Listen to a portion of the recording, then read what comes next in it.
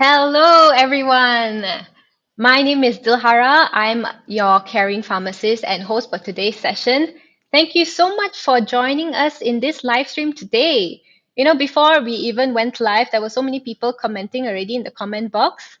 Thank you so much, Miss Lam Yik Chu, Chong Tian, Sura. Wow, so much motivation from this stream of audience. Okay, today we'll be talking about hypertension, or commonly known as high blood pressure, highly prevalent and highly uh, rising cases in Malaysia of high blood pressure.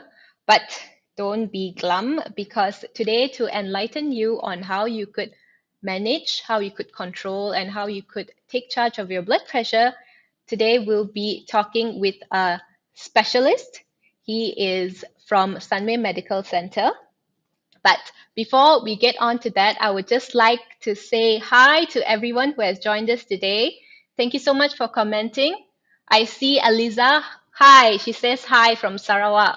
Thank you so much for commenting. It's nice to have your participation here.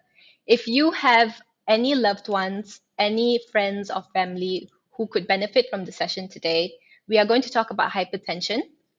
Tell them to join in into this live stream or they can re-stream later. Okay, we will be starting very soon. I would just like to encourage you all to participate in our session today. If you have any concerns, any questions, you are in luck because today we have our subject matter expert on board. He is a consultant, nephrologist, and physician from Sunway Medical Centre, and he will be asking you he will be answering your burning questions today. So, without further ado, let's welcome Dr. Eng Khim into this live stream. Dr. Eng, hi, hello. Hi, Dilhara. Good Hello evening to to you. everyone. Right. Okay. Thank you for having me this evening. It's a great pleasure to be here, and hopefully we can share something beneficial for everyone at the end of today's live show.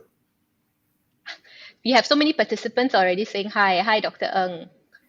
See, we have very in very active participants today. I hope everyone is doing this fine Thursday evening. I hope you had your dinner already, Dr. Eng. Oh yeah, I had a very early one just to make sure I'm prepared for this 1 hour talk show. Okay, great. Then you have the energy for it. Dr. Eng will be answering my questions and he will also be answering your questions today. Okay, so before we begin, I myself and also our audience here today would like to know what exactly, or in very short terms, what this consultant, nephrologist, and physician does, especially one in Sunway Medical Centre. Maybe you can share your day-to-day tasks, or very simply. Yeah, I think not much of a difference like any other doctors would do. So our job starts very early. So sometimes it could be early as 6 in the morning. You all start off with the inpatient rounds. Of course, each and every one of us have our inpatients currently hospitalized.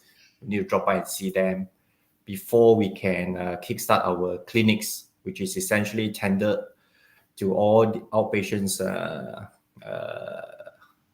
patients who walk in to see us. And there's no specific time, so we can only go home after all the jobs are done. Yeah, so this is the life of a doctor. Yeah, with regards to your question, what nephrologist does, basically nephrologist is a subspecialty on its own.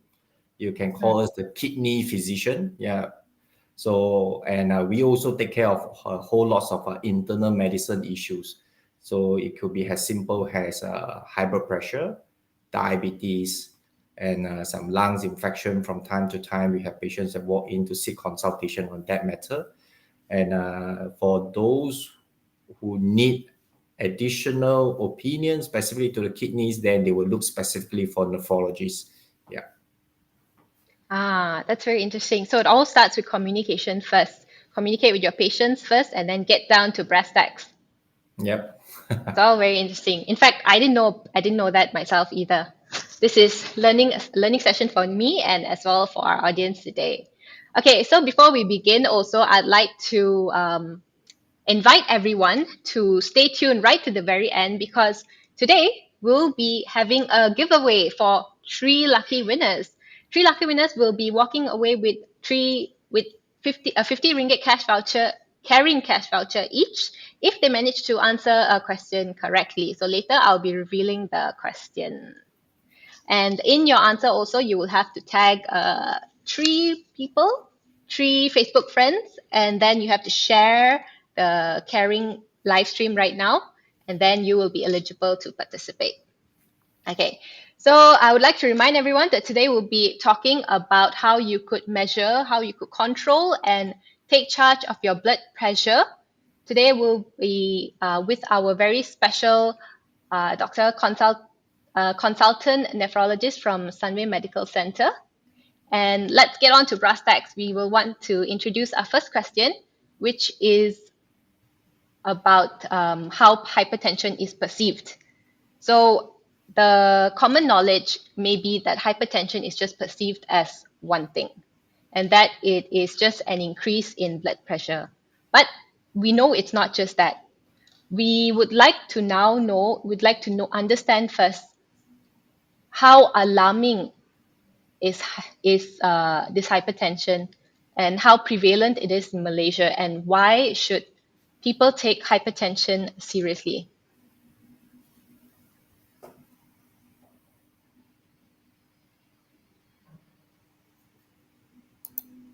Okay, so let me share my slides.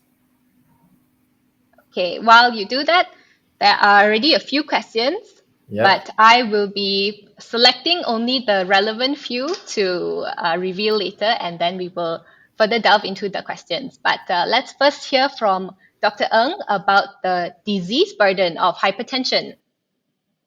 Okay, yeah, so I totally agree with you, Dilhara. So you mentioned a few salient points just now. This is indeed a very prevalent. Basically means it's so common that if you walk down the street, the next two person besides you could be walking around looking well, but the blood pressure is not normal for that particular person, right? And it's not just the problem with Malaysian, and it's happening worldwide. So basically, just going to share to you how worrying is high blood pressure. And you can see that with a lot of educations going around, a lot of message by our Ministry of Health, we know clearly, you can see here, smoking is bad. So I'm going to draw your attention to smoking. And it's also one of the main attributes to death around the world. But without you realizing something that is so apparently benign, like just an elevation of blood pressure, in fact, data show here, which is published for many years already in a very renowned medical journal, that show to us clearly elevation blood pressure is indeed a silent Doctor, killer. I apologize, I'd like to cut you here. It seems like the line is breaking. Oh, really? Are you able to refresh? Yeah. Yeah, So, I thought it was just me, but it seems like our audience are also experiencing the same thing. all right, okay. So probably internet has not been friendly to me today. Okay, so I hope I'm good It right was now. good just now. Okay, right. So I just want to draw your attention again. You see, we know smoking is bad, yeah, because there's a lot of health campaign going around. But it's quite surprising to some of your among the audience that something so benign like just out of range, out of normal blood pressure reading, indeed is one of the main contributor to death. Ooh, doctor, I'm so sorry to disturb you again. Yep. Zura has also mentioned that your line is still breaking. Again, it's Really? not just me. I see. Maybe you can refresh. Yep. So, and you Refresh can as clearly in see go that. out and come in. Yep.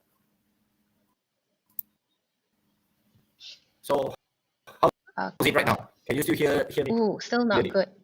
Still not good, right? Okay. Yeah, So, just click on refresh. okay. Wow, my audience are so supporting today. They'll be watching out for us. How about now? Still not good? May still have to refresh. Okay. Yeah, Zura says still, doctor. Okay. So probably need a technical team to guide me how to refresh the browser. Okay, I'm going to do it now, right? You just click the Control R, I believe. Sure. Refresh. Yeah. Well, it's just me. If I had his slides, I would go on with this. He's back. All good? Okay. Are we good right now? Yeah. Okay, Awesome. great. Right. Okay, so now we're going to concentrate on the same slides again. Now, just going to let everybody know that you can clearly see here. Smoking is well known to us. It's really not a good habit to have. It's one of the important attribute to death around the world. But you may be surprised to note that something apparently benign, like just an elevation of blood pressure out of the range of normal, could be the one of the deadliest things that one can hope for. Is one of the main contributor to death worldwide, right? So it basically means we cannot take blood pressure lightly. Yeah. So you can have your own family members, friends, and co-workers besides you, that some of them already having elevation of blood pressure without their knowledge, right? And you look at the global mortality, means death. High blood pressure, by the size of a bubbles, you can realize that is again one important risk factors for death among patients or people 30 years of age or older. So as young as 30 years old, if one has an elevation in his or her blood pressure at that such a young age, it is enough to be an important risk factor to take note of. And this is our own Malaysian data, right? So it's not just data from around the globe, but we have our own Malaysian data. So Dilhara has mentioned to everyone in the early part of her talk that she's so prevalent, that indeed it is.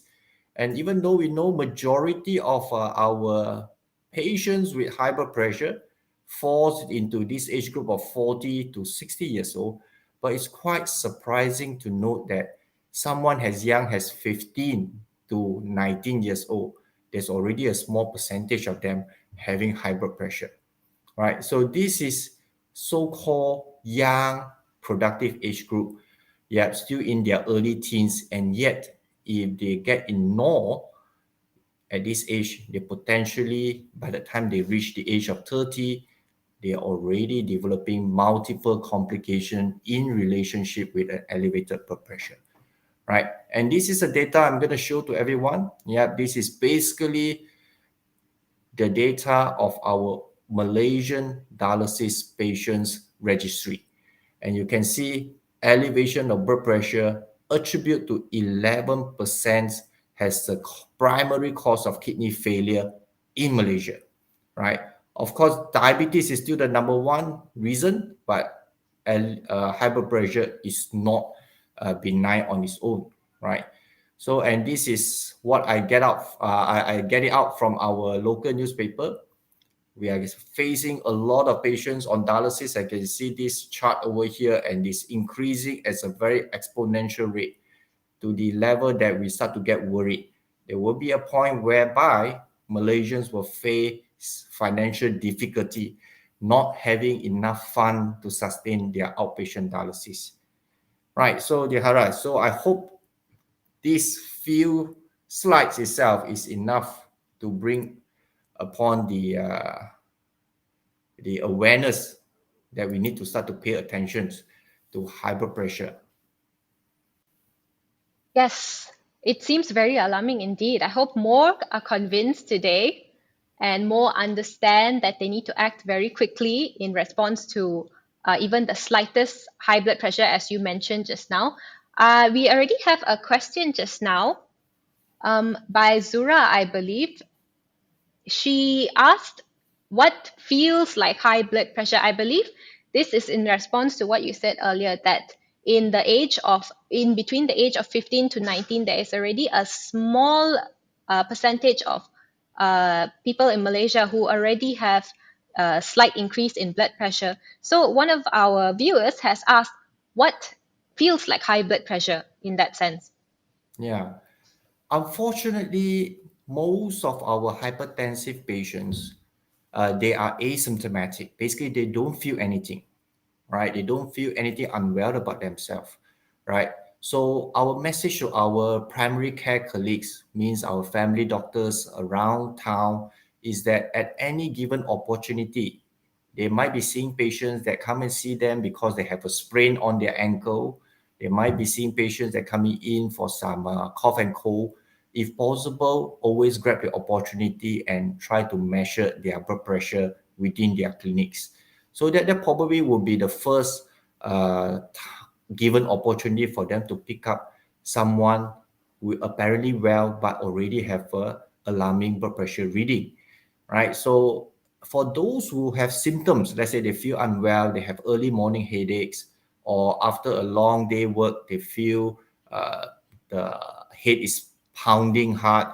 So that is lucky for them. Yeah, for this particular symptom, they might drop by their family clinics and have their blood pressure checked. And for all you know, he or she already suffering an elevation in the blood pressure beyond what is termed as normal, right? So throughout this pandemic, we learned something, right? We have started to empower patients, empower our publics to do health surveillance at home. Everybody is very good in measuring their oxygen level through the pulse oximetry. So likewise, we hope that every household could have a simple blood pressure device if they can, and from time to time just do a blood pressure check. If in particular important for those who have a strong family history of hypertension, right? So Yeah. we want to advocate such a practice. Yeah, of course, we do not also want to create unnecessary anxiety. Yeah. So, but awareness is one thing, but unwanted anxiety is another bad thing, right? So, but if you're in doubt, if you have one abnormal blood pressure readings, please drop by your friendly family doctors in the neighborhood, get it confirmed properly for you, whether it is something of concern or not, right? Yes, thank you so much for answering the question by Oni Yi just now. I think I got her name wrong. It was Miss Oni Yi. Okay, we'll proceed. I hope everybody understood what Dr. Eng has mentioned just now. If you follow and understand what he said, do comment on the comment box below.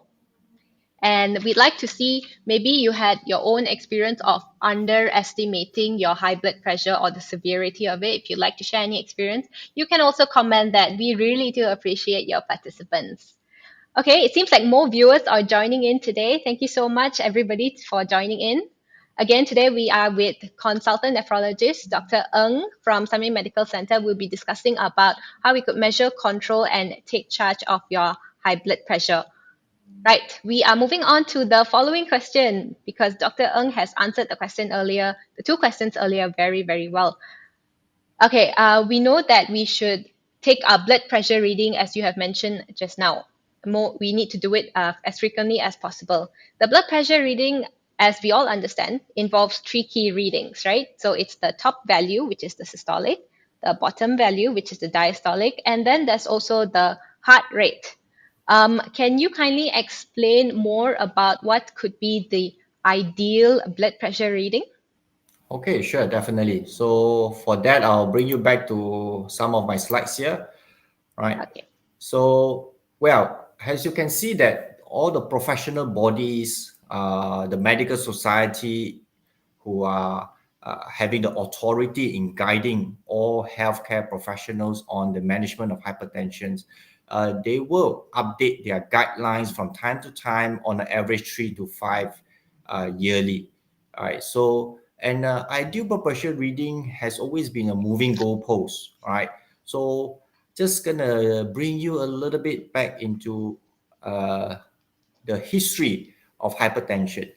So if you were born in 1950, okay, at that point in time, you can see that these well-known professors of internal medicine uh, provide his opinion that treatment of hypertension should be based on symptoms of coronary difficulties. Basically, they only treat someone when they already develop chest pain, which is a sign that they're already having some impending heart attack. And at that point in time, they think that we should not interfere with blood pressure unless someone is not feeling, unless someone is feeling unwell.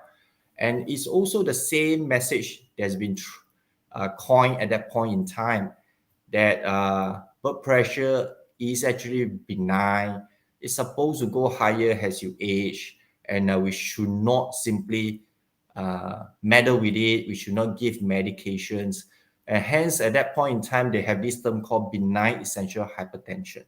And these statements among our public, some still hold very true to it, which is, for now, we know is not appropriate anymore. And what is truly normal, right?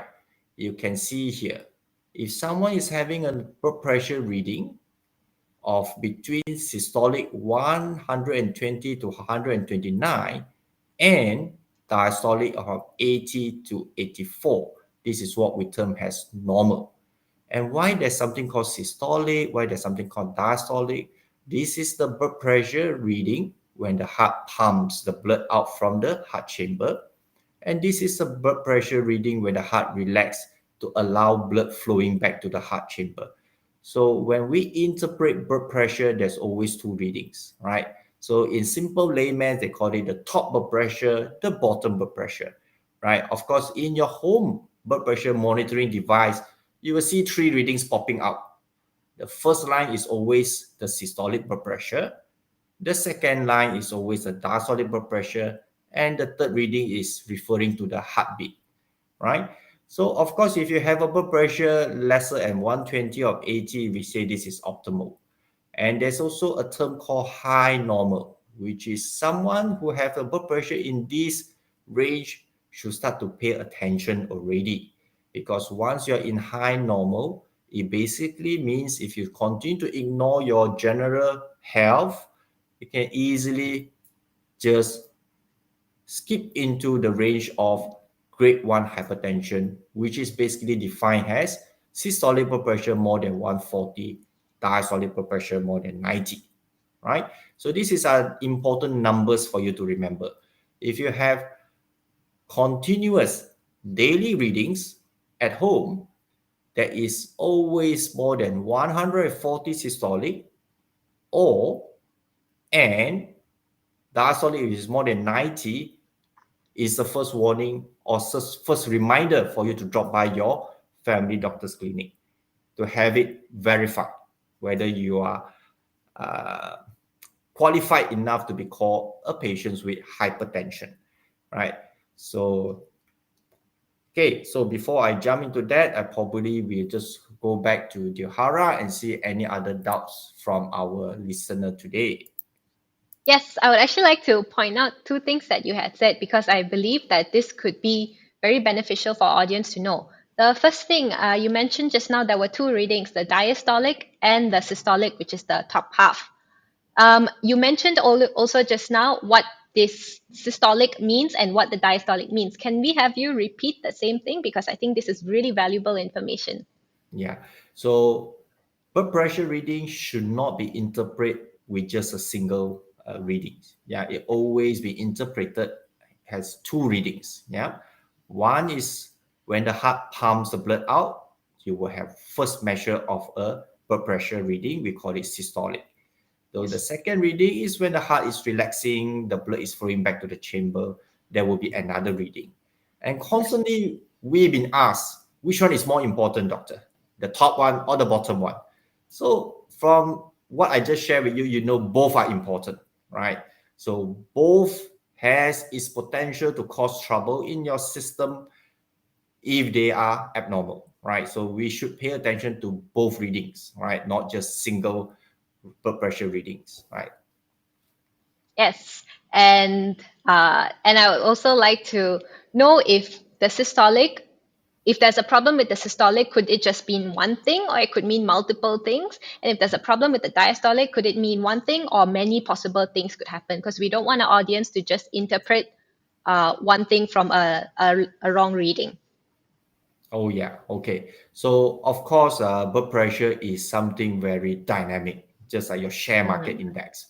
It goes up and down, right? It could be very highly variable, right? So it's very fluctuative, and in particular in someone with a very anxious personality, right? So, but the best thing is that when one is in doubt, you have already consistently monitored yourself for 1 week, let's say, and out of that reading that you take, you already see 3 readings which is out of range of normal. Then you're in doubt, I will always ask you to drop by your family doctor's clinic, right? Because they were able to confirm for you, right, with their blood pressure devices. Yeah, you know, the sphygmomanometer that we use in our clinician clinics is not the digital one, right? It could be more accurate in a way, but not to say that the digital one is not accurate. Things has advanced so much over the years, is very close to what we would in our physician clinics, right? But so if you are in doubt, sometimes it's always better for someone to measure your blood pressure rather than you measuring it and you keep staring at the screen. That level of anxiety just going to drive your blood pressure even higher, right? So for that also, I need to bring you into the next discussion about what we call white coat hypertension, right? So we will yes. share a bit more later, right? Okay, thank you so much for answering one of our participants' questions just now. This is just another reason why we need to take more than just one reading. And if in doubt of anything at all, don't make conclusions for yourself. Head down to your nearest clinic or your nearest pharmacy to see if you need to get a proper checkup. Okay, we have actually quite a number of questions today. I will get to them very, very soon, but first let's proceed to the next thing. We were speaking about blood pressure monitors just now. Okay, so speaking about this, why is it so important to continuously monitor your blood pressure? All right. So, okay, let's get back to our slides again. Okay, so before that, just want to introduce this term called white coat White hypertension. coat. Yeah, because you know doctors wear white coat, you see. So basically, it means that when a patient comes to a clinic setting, for a small percentage of them, they can get very anxious. So what the blood pressure measurements in the physician clinic could be an inaccurate one, right? So, but there are ways for us to get around it. If the doctors feels that there's such a huge discrepancy between the home measured blood pressure and the one that the doctor measured at his or her physician clinic, then they can order something called 24 hours ambulatory blood pressure monitoring. You can see this lady here, she's wearing a device with her. The device will be with her for one whole day. She might just take it off temporarily if she's having her bath. After that, she'll be taught to put it back. So this is the best way because they will monitor your blood pressure on an hourly basis. And the end of 24 hours, we will have a analysis. So give us the fluctuation of your blood pressure, the average reading, to conclude once and for all whether you are suffering from hypertension. And the device over the years has become so sophisticated, and we have this watch-like device that you wear over your wrist, right? So definition of hypertension by office, which is what doctors measured, as I just shared with you, more than 140 systolic, more than 90 diastolic, will qualify for you to be called someone having hypertension. If I'm using these ambulatory devices on you, things that you wear on for 24 hours, at the end of the day, if you have a 24 hours average of more than 130 at home in the comfort of your home environment, and more than 80 diastolic is already qualified for you to call a patient with hypertension. Likewise, if you're using the home BP device, there is a 5 points lower from what the doctors measured to qualify you to be called someone with hypertension, right? So, okay. So is home blood pressure check good enough? Just now we just shared. Is it good enough? So we must agree here that sometimes at home, when you're in the comfort of your home, that is the best environment for someone to have their blood pressure checked, right? So, but you can see if you are so stressed out, don't check your blood pressure, you know that's not going to be accurate. And you need to learn how to put the cuff on the right position, right? So, of course, all the friendly pharmacies will able to guide you if you happen to buy the device from them. And you have to make sure that this is not the right one with the device put way below the heart level. So this is going to give you a falsely low readings, and always pay attention where you should position this index line along the artery properly, right?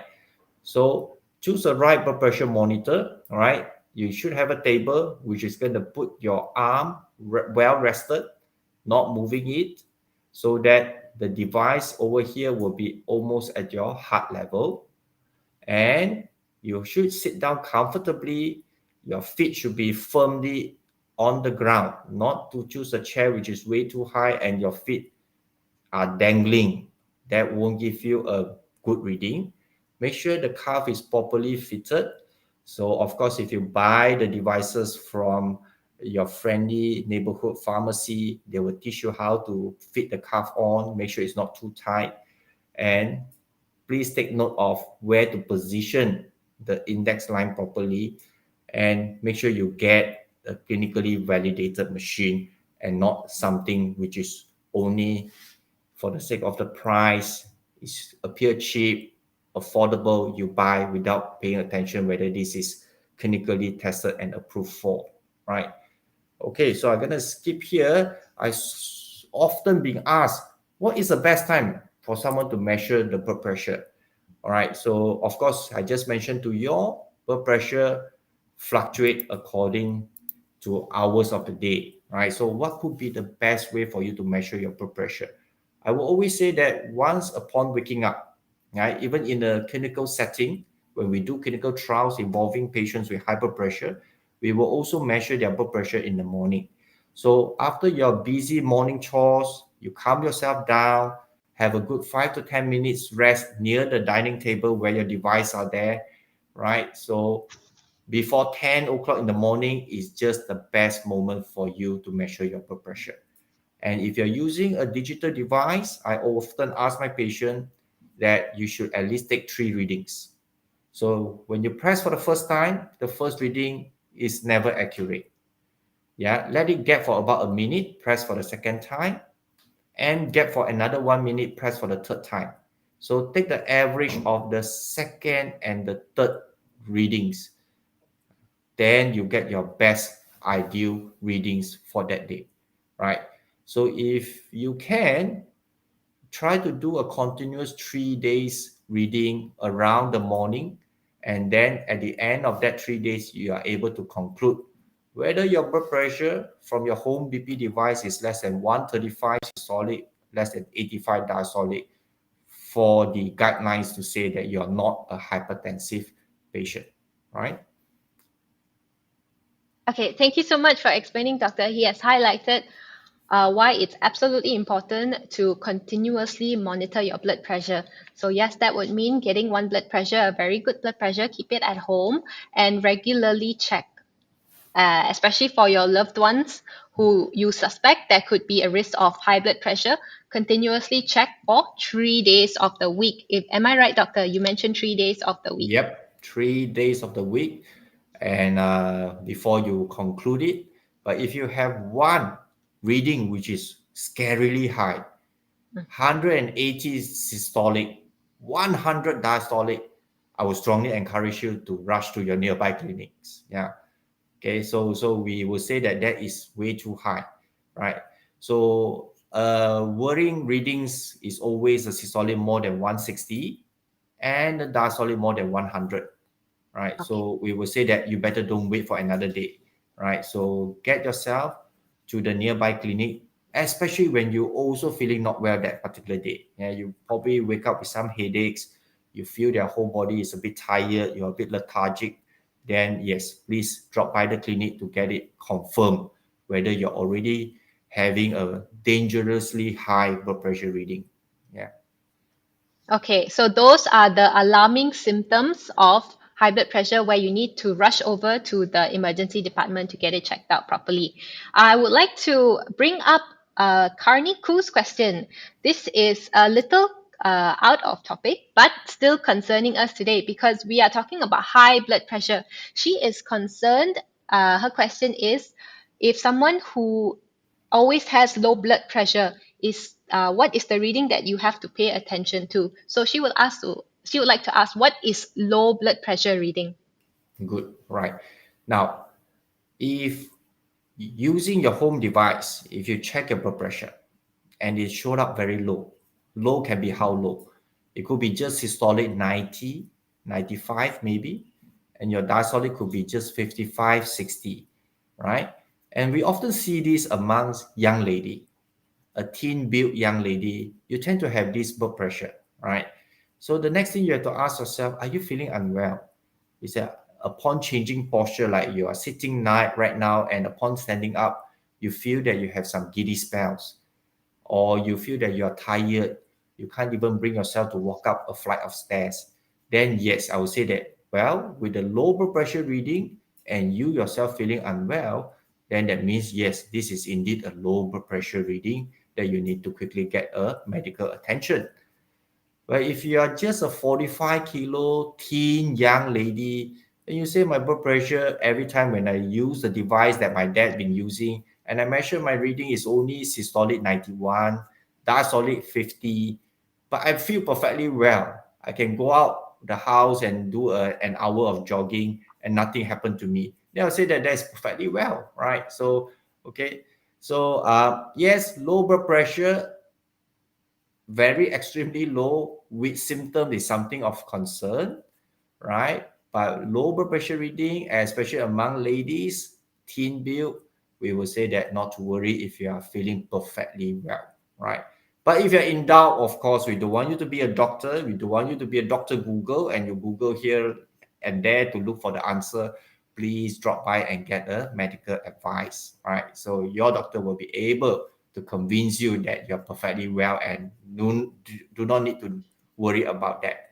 And now you will know your own baseline blood pressure. It means blood pressure that is for you, right? If your baseline blood pressure is 90 over 60, regard as normal for you, one fine day you detected a systolic blood pressure of 130 and you have bad headache, you know that is very worrying because it's already 40 points jump above what is your baseline. Yeah. So even though you said, hey, no, I remember Dr. Ng's talk, 130 is still considered normal, but you forget that your baseline systolic blood pressure during your days when you are well is only 90. So, but that is a 40 points jump. That means it's something that is concerning that you need to get attention. Right? I hope I don't cause more confusion with so many numbers being thrown here. No, I think you have clearly answered many of the questions in the comments. I was going to go through somebody's question, but I think you've already answered it very perfectly just now. So we will just move on to the following question. I really appreciate everybody's participants. There are too many questions. Okay, so let's move on to the most anticipated session of today.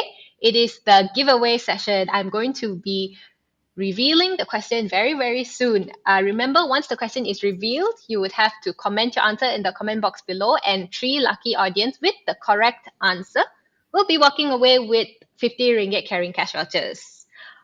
Please don't forget that you have to like the CARiNG Facebook page, and you have to like and share this live stream, and you have to tag 3 Facebook friends with the answer on the comment box below to stand a chance to win. I see so many people already so excited to hear the question. Okay, so the question is, what is the ideal range of blood pressure reading?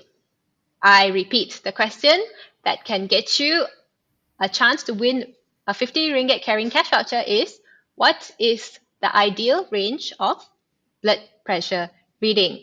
Okay, please answer. I would just like to inform you that the question will also be pinned at the comment box below in case you missed this session. Okay, so let's continue from where we left off. Oh, so many questions already. Wonderful. Okay. So, Dr. Eng, as a pharmacist, I get asked at the pharmacy setting, what lifestyle modifications can someone do to bring down the blood pressure? What would be your advice on non-medicated treatments, or what lifestyle modifications can we employ to control our blood pressure? Yeah, in fact, there are many, right? So, and I know that the trend nowadays is to Google all your answers, right? But I would say that, okay, if you are a strong believer in lifestyle intervention before treatment, so this is what I just Google off, in fact, right? So I'm just gonna admit here, I just want to see what information has been thrown out there for public. So there's basically these three drinks that they recommend, right? So the good about milk, yeah, milk is good. Potassium relax the blood vessel. Doctor, I'm so sorry. I have to stop you there. Could you refresh the screen once more? It Okay, seems sure. like you've been cutting in and out, but I know that Oh, works. Refreshing the screen definitely works. In yeah, the sure. meantime, I would just like to remind everybody to tag 3 people in the comment box with your answer, and also you have to like the live stream, and also you have to like the CARiNG Facebook page and share the live stream, because those who do those who comment the right answer and tag 3 people and do all of the above I mentioned just now, you will stand a better chance to win the CARiNG Cash Voucher. Our Dr. Eng is back, so let's proceed with what lifestyle modifications can we employ. Yeah, my apology again. I think No the worries. internet is really um, giving us some trouble tonight. Okay, now milk is good. Yeah, so I Mm, hope everybody drink milk. So well, we will propose low and non-fat milk if possible, right? We like milk because they have potassium, calcium. Those are very essential minerals for blood vessels. And it's even better if it's fortified with vitamin D, right? The bad is, of course, if you love your full fat milk, then that gives you the extra calories. Extra yeah. calories, if you have very sedentary lifestyle, that eventually going to lead on to weight gain. And the high palmitic acid is also not good in terms of blood pressure, right? Okay, there are certain teas out there. Yes, they have antioxidants, anthocyanins. Those are the good thing. But the concern is always things when once they get commercialized, there's certain herbal compounds that are being added on that we actually do not know whether this herbal compound is actually safe or not. Again, Western medicine practitioner, we have very limited knowledge on certain herbs, right? So you as a smart consumer, then you need to really filter things around. Cranberry juice, yes, antioxidants again, right? So those are very good things, and of course a compound that able to inhibit this particular receptor on the blood vessels, causing relaxation of blood vessels that bring about stabilization of your blood pressure, right? So of course, I always encourage, if you want to Google for reliable information, always go to the reputable medical website, Mayo Clinic, John Hopkins Clinic, yeah, something coming out from Cambridge or Oxford University. Lots of patient information, right? So these are the 10 ways to control blood pressure according to this particular website, that you don't need medication at all, right? So, but there's a caveat to all these things. If you're already presented for the first time with a symptom and alarmingly high blood pressure, you must listen to your doctors. You should not argue and say, no, I'm going to try my way. I'm going to go back. I just going to Google around and going to try the non-medication way of bringing down my blood pressure. When your blood pressure systolic could be 200 at that point in time, that's only 120. It's not safe, right? You will end up with a stroke at any time, right? So if you are just at the borderline elevated blood pressure, you have strong belief in yourself, you're going to be disciplined. These are the very important ways that you can consider. So weight management is one of the important thing, right? So if you're able to shed 4.5 kilo from what is already deemed overweight for you, then yes, you're probably able to achieve, and always watch your waistline as well.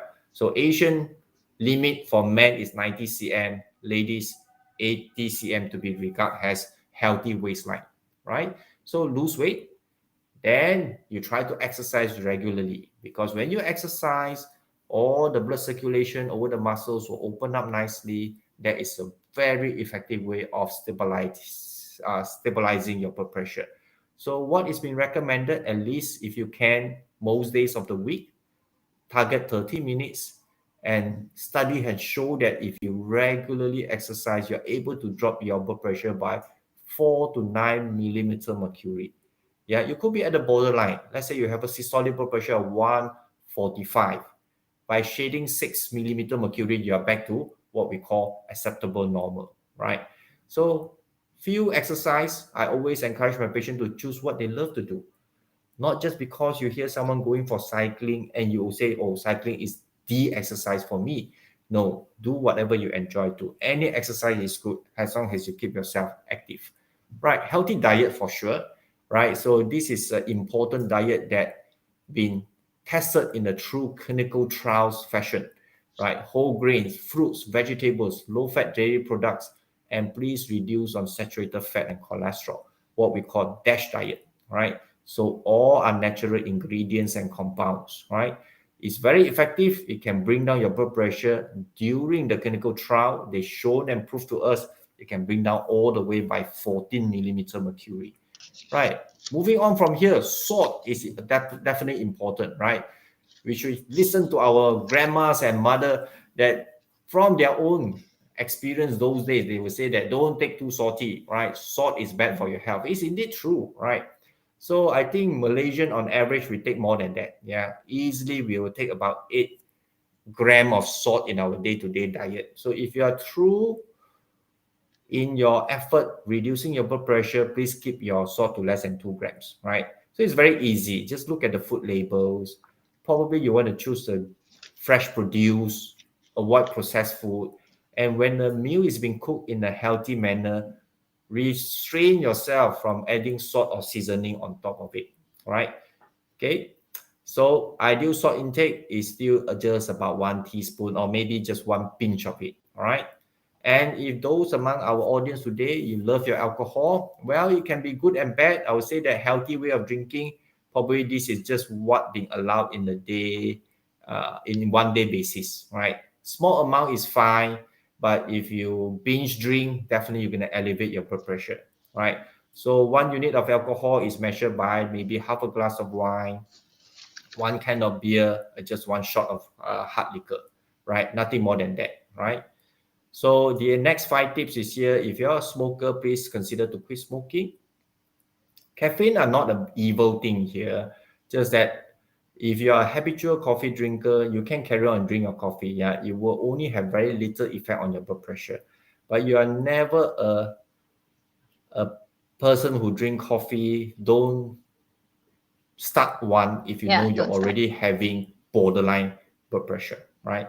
If you're very stressed up in your work, you had to find some way to reduce your stress, then I will always encourage home blood pressure monitoring.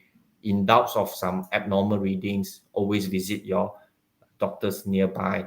And friends and family support is so important if you want to try lifestyle intervention without the help of medication for those borderline or grade 1 hypertensive patient.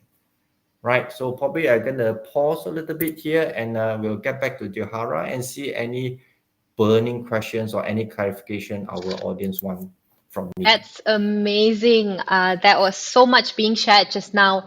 There was lots of tips and tricks on how you could manage, take charge, and control your blood pressure. So for those who have missed that entire brief session just now, please hit rewind later because what Dr. Eng has mentioned just now was very informative. He basically summarized everything from those reliable health websites just for you. Yeah. So I hope you guys are taking notes because this is golden. But now let's move on to our further. We have so many questions, but let's move on to the following question from me. The next one is a bit interesting. It is about the misconception about hypertension. Dr. Eng, I'm sure you've heard before.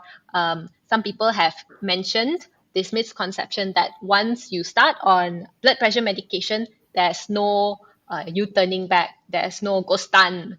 Yeah, I'm sure this is not a simple yes or no question. We would like to hear what you think about or what you have to say about the common myths of hypertension. Yeah. Okay. So totally agree with your statement just now, right?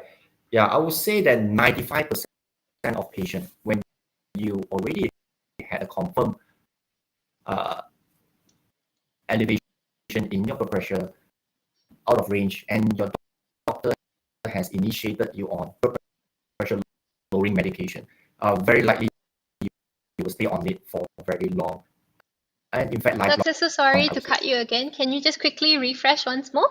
Yeah. Okay. Meanwhile, I'd like to remind everyone that the question that I raised just now is pinned at the comment chat, pinned at the top of the comment chat. Please answer it and tag your friends because you stand a chance to win 50 ringgit CARiNG Cash Vouchers. For those who have just joined today, today we're talking with Dr. Eng on how we could take charge of your blood pressure. Dr. Eng is back. Okay, let's move on. Let's talk about the myths of Yeah. hypertension.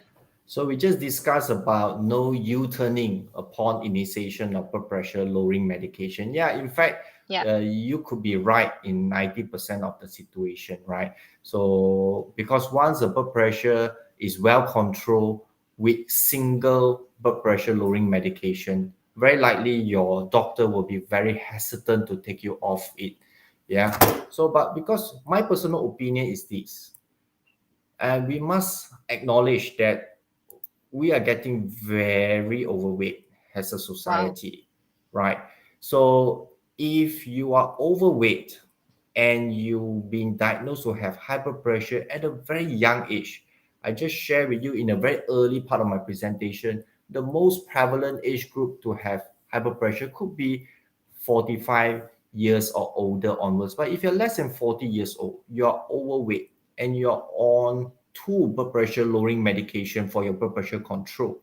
But if you're determined to shake the weight off, then I would say that there's a very high chance you can come off the treatment, right? Because Mm. I have patients who successfully come off two blood pressure lowering medication, two sugar lowering medication for his diabetes and hyperpressure after he has thrown off 30 kilogram, right?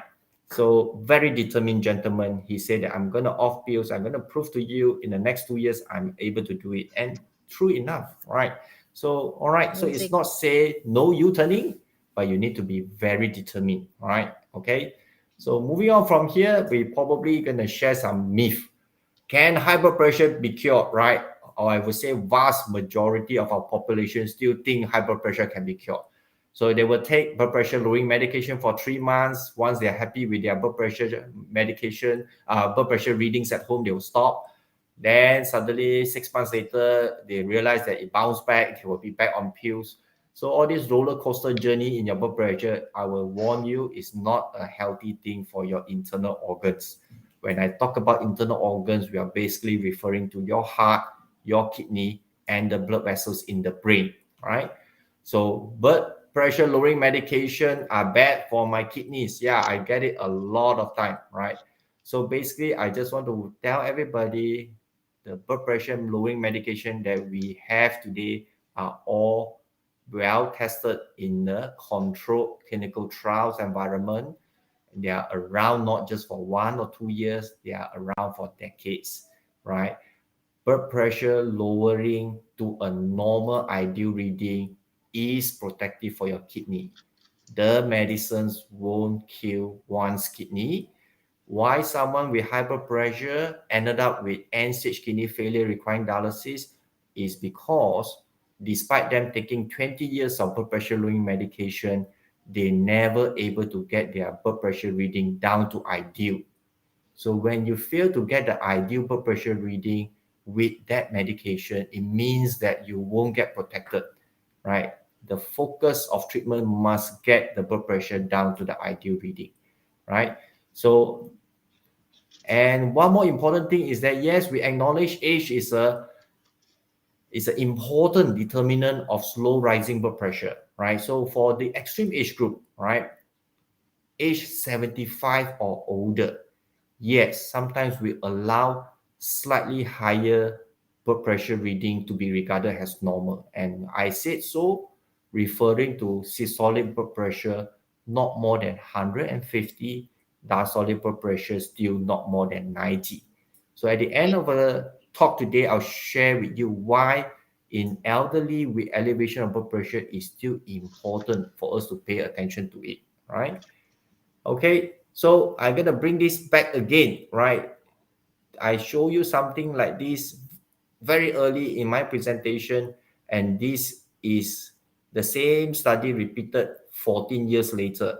It still remain the same scenario. High blood pressure is an important cause of disability adjusted life years. Means one suffer a disease complication causing them to be disabled, and that disease happen because of poorly controlled high blood pressure, right? So we do not want that, because at our prime age, we want to enjoy good quality life. We don't want to end up with disability and needing someone to take care of us, right?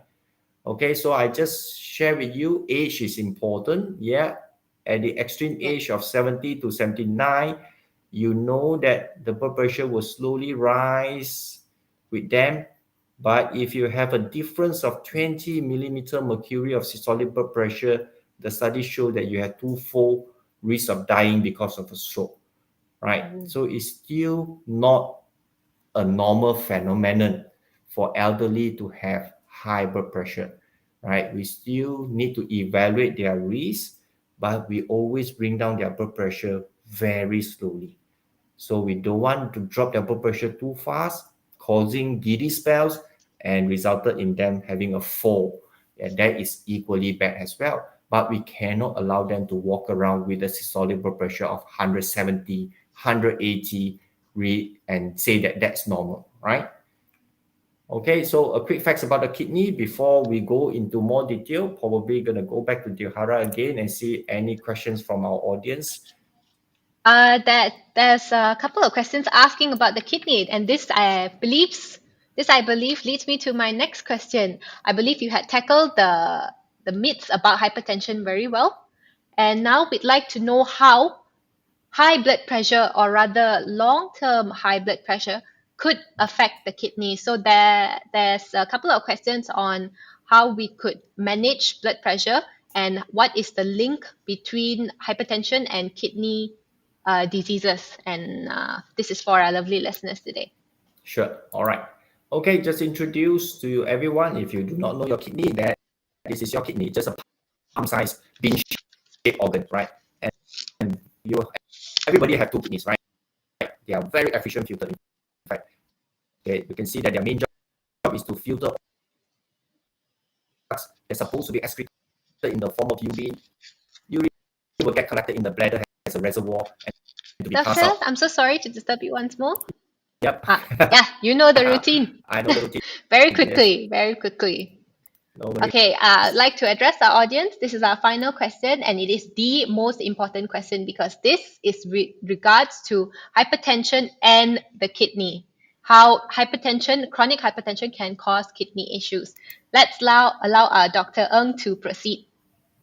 Okay, right. So, well, we are at a point when we say that the job of a kidney is to filter all the waste products out from our blood system in the form of urine. Urine will collect over here in the bladder and to be passed out as urine, right?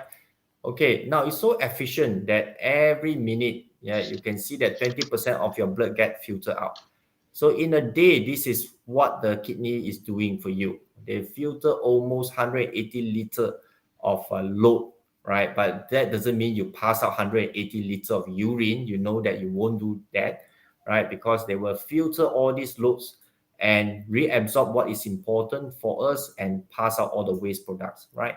So the efficiency of the kidney as a filter is depends a lot on this renal corpuscle. And you can see this renal corpuscle is so tiny. Yeah? There's 1 million of them in the kidney. And inside the renal corpuscle, what we call kidney filter, the main structure is still blood vessels. So if you have an elevated blood pressure, you can imagine the blood pressure within this filter could be easily 4 times higher. This is how and uncontrolled hyperpressure result in eventual damage of this filter, causing kidney failure in later years, right? So nephron is important. We need to protect it. We need to harmonize the blood pressure here, right? So one kidney, you have 1 million of nephron. Upon damage, there's no replacement. The body won't able to regenerate a new nephron for you to replace what is lost, right? So they are the filter. They will sieve out the important things like protein. That's why protein is not supposed to appear in your urine. But if this filter or this siever is damaged, then you start to see abnormalities in your urine. So presence of bubbles in the urine could mean that you could have protein leaking out in your urine. So this could be one important early signal before eventually you are being told that you're already suffering from chronic kidney disease. So always pay attention to your urine. So if you see unusual bubbles, then you may want to get it checked. But if your doctor tell you, no, I've checked for you, no bubbles in the no protein detected in your urine, then you can go home with a peace of mind. Nothing is wrong with you, right? Okay, so probably we'll go back to our host, Dilhara, and see any last question that we want to There address for doesn't tonight. seem to be any questions. I think you have answered the question about kidney very, very, very well. I believe all the audience had understood. Basically, what Dr. Eng has said was that high chronic blood pressure can lead to kidney damage, and that we can manage our blood pressure. We can manage the sorry. We can check on these symptoms by checking our urine. If there's bubbles in the urine, that's already an indication, and that's when you go see the doctor. So thank you very much, Dr. Eng, for tackling all the questions I had thrown to you just now. There you have it. Great insight from Dr. Eng Khim from Sunway Medical Centre. If anybody has missed out any one of the questions just now, what we had talked about, please rewind. You can always watch this show again if you didn't catch what Dr. Eng has said just now, or if you have any further questions, you can, now you can't ask anymore, but you can always ask your caring pharmacist. We can help you manage also your blood pressure at the pharmacy setting. So do not hesitate to drop by your caring pharmacy to visit your pharmacist. So thank you everyone for joining us today in this live stream. A very warm thank you to Dr. Eng for sharing on his extensive knowledge on how we can manage, control, and take charge of our blood pressure. Okay, I don't see any further questions, so this means that we are at the end of our session today. As for those who have answered the questions just now, the question is pinned at the comment box. For those who have answered it, be sure to keep an eye on CARiNG's Facebook page, because the winners of the this little mini competition that we're having will be announced very, very soon. So I believe that's the end of our session. Thank you once again to everyone. Thank you, Dr. Eng. Thank you so much for joining us this lovely Thursday evening. Thank you for spending your time with us. Do you have any final take home messages for our lovely audience? Well, I still encourage everyone to take charge of your health, right? So Yep. invest in a simple blood pressure device. It's very affordable right now. Yeah. So it's a good tool to have at home, right? Okay. Hopefully everybody have a good rest tonight, and we'll meet everyone again if we have another opportunity in near future. Wonderful session. Thank you so much, Dr. Eng. Right now, I'd just like you to wave bye-bye to everybody. Thank you so much for your participation. Good night, everybody. Bye.